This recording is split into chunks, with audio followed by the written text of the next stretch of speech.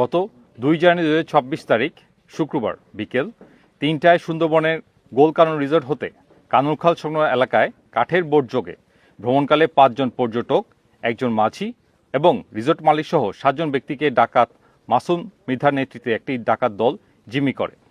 ডাকাত দল 3 জন পর্যটক ও মাঝিকে মুক্তি দিলেও 2 জন পর্যটক এবং গোলকানন রিসোর্টের মালিককে জিম্মি অবস্থায় সুন্দরবনের অজ্ঞাত স্থানে নিয়ে যায় এবং 40 লক্ষ টাকা মুক্তিপণ দাবি করে।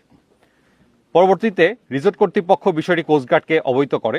প্রাপ্ত তথ্যের ভিত্তিতে কোস্টগার্ড, নৌবাহিনী, পুলিশ ও র্যাবের সমন্বয়ে সুন্দরবনের বিভিন্ন এলাকায় সাঁড়াশি অভিযান এবং গোয়েন্দা নজরদারি জোরদার করা হয়।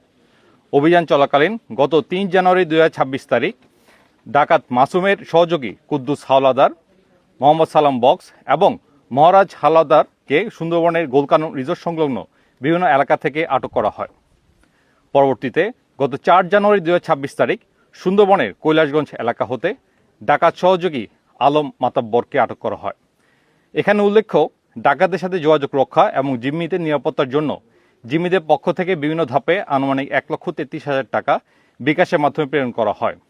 পরবর্তীতে খুলনা রূপসা থানাধীন পালেহাট এলাকা হতে গোয়েন্দা নজরদারি এবং ফিনান্সিয়াল ফুটপ্রিন্ট অনুসরণ করে বিকাশের মাধ্যমে মুক্তিপণের টাকা উত্তোলনকালে ডাকাত মাসুমের মা জয়নব বিবিকে ও বিকাশ ব্যবসায়ী অয়ন কুণ্ডুকে নগদ 81,400 টাকা সহ আটক করা হয়।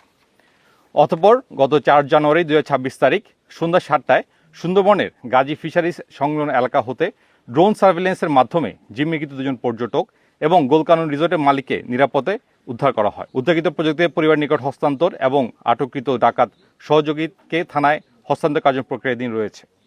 সুন্দরবন ও উপকূলীয় অঞ্চলে পর্যটক সহ সাধারণ জনগণের নিরাপত্তায় নিশ্চিতে কোস্টগার্ড ভবিষ্যতে এ ধরনের কার্যক্রম অব্যাহত থাকবে। আপনারা দেখছেন বাগেরহাট 24 টিভি। সব খবর পেতে আমাদের সাথে যুক্ত থাকুন। সাবস্ক্রাইব করে আপনার প্রিয় পছন্দের চ্যানেলটির সাথেই থাকুন।